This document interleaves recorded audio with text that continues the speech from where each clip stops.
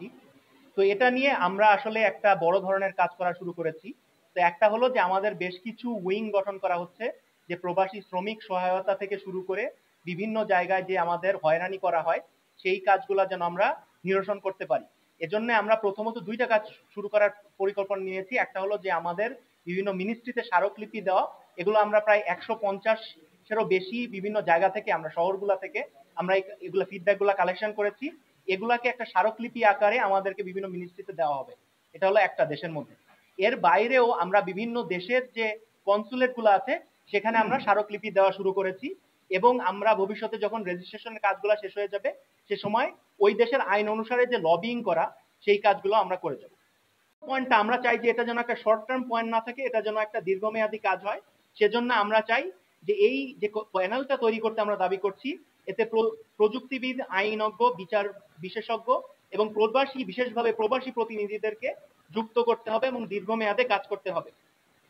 সম্মানিত উপস্থিত গণমাধ্যম কর্মী, আমরা আজ এখানে শুধু দাবি নিয়ে আসিনি, আমরা অনেকগুলা প্রশ্ন নিয়ে এসেছি, যা আমাদের 1.5 কোটিরও বেশি প্রবাসীদের প্রাণের দাবি এবং আমাদের মধ্যে প্রশ্ন। আমরা সারা পৃথিবীতে ছড়িয়ে ছিটিয়ে থাকা প্রবাসীদের কাছে অনলাইন ও অফলাইন আলোচনা সভার আয়োজনের মাধ্যমে তাদের কাছে আমরা বলেছি যে প্রশ্নগুলো এনেছি, এগুলো আমরা সময়ের স্বল্পতার কারণে আপনাদের কাছে এখন পড়ছি না, কিন্তু আমরা আপনাদেরকে হোয়াটসঅ্যাপের মাধ্যমে বা এই প্রিন্টেড কপির মাধ্যমে পৌঁছে দিব। প্রিয় সাংবাদিক বন্ধুরা, আমাদের প্রেস রিলিজের সাথে আমরা যে অ্যানেক্স করে প্রশ্নগুলা এনেছি, দয়া করে আমাদের প্রবাসীদের প্রশ্নগুলো আপনাদের প্রচার মাধ্যমের কাছে তুলে ধরুন। পরিশেষে আমরা এনসিপি ডায়াসপোরা অ্যালায়েন্সের পক্ষ থেকে সব দেশের প্রবাসী ভাই বোনদের কাছে নিয়ে আমার ভোট আমি দেব, প্রবাস থেকে অংশ নিব এই কর্মসূচি এখনই ঘোষণা করছি। এবং আমি এর সাথে ঘোষণা করছি আমাদের জাতীয় নাগরিক পার্টির ডায়াসপোরা অ্যালায়েন্সের পরবর্তী দুটি গুরুত্বপূর্ণ কর্মসূচি। প্রথম কর্মসূচি 27 জুলাই থেকে 13 আগস্ট পর্যন্ত আমার ভোট আমি দেব, প্রবাস থেকে অংশ নিব।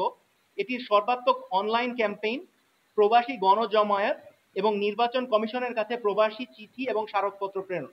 এই কাজটা আমরা অলরেডি শুরু করেছি।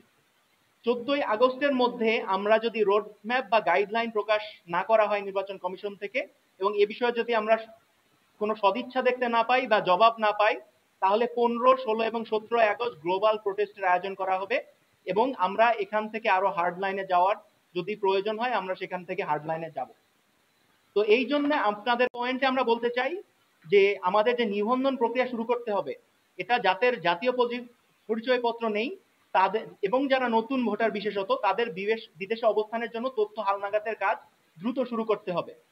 বিশেষভাবে এই প্রক্রিয়াটি যেহেতু জটিল এবং সময় সাপেক্ষ হতে পারে, এজন্য প্রবাসী ভোটার নিবন্ধন যদি এখন শুরু না করা যায়, পাসপোর্ট অন্তর্ভুক্তি না করা যায়, তাহলে কিন্তু ভোটের প্রক্রিয়া, প্রবাসের ভোটের প্রক্রিয়া সম্পূর্ণ অকার্যকর হয়ে পড়বে।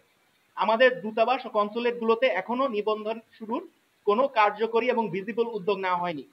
এ নিয়ে প্রবাসীরা অনেক ধোঁয়াশার মধ্যে আছে। দ্বিতীয় যে পয়েন্টটা, আমরা আসলে বেশ কিছু ক্লিয়ার আমাদের রেজলিউশন দিতে চাই যে কিভাবে এই ব্যালটগুলো যাচাই হবে, কোথায় এগুলো পাঠানো হবে তা স্পষ্টভাবে বলা জরুরি। বিশেষভাবে আমরা কয়েকটি পয়েন্ট জানতে চাই।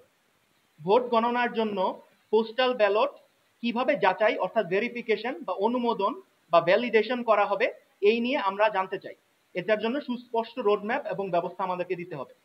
এগুলা কোথায় পাঠাতে হবে, যেমন নির্বাচন কমিশন, সংশ্লিষ্ট দূতাবাস বা অন্যান্য কোনো ঠিকানা, এটার একটা স্পষ্ট নির্দেশনা দিতে হবে। ব্যালট পৌঁছানোর সময়সীমা ও গৃহীত ব্যালট গণনায় অন্তর্ভুক্ত করার নিয়ম কিভাবে নির্ধারিত হবে সেটা আমাদেরকে জানাতে হবে। প্রক্রিয়াটি যেন স্বচ্ছ হয় এবং কোনো ভোট যেন বাদ না পড়ে তা নিশ্চিত করতে নির্বাচন কমিশন কি ধরনের মনিটরিং বা ট্র্যাকিং, যাতে এই ভোটগুলো হারিয়ে না যায়, তার ব্যবস্থা নিশ্চিত করতে হবে।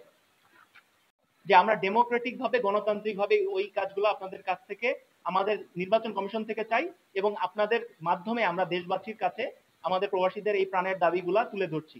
এর সাথে আমাদের বিভিন্ন এনসিপির মেইন যে সেন্ট্রালের বিভিন্ন নেতৃবৃন্দ আছেন, তারা আপনারা অলরেডি দেখেছেন যে তারা এই দাবির সাথে একাত্মতা পোষণ করেছেন, এবং আমাদের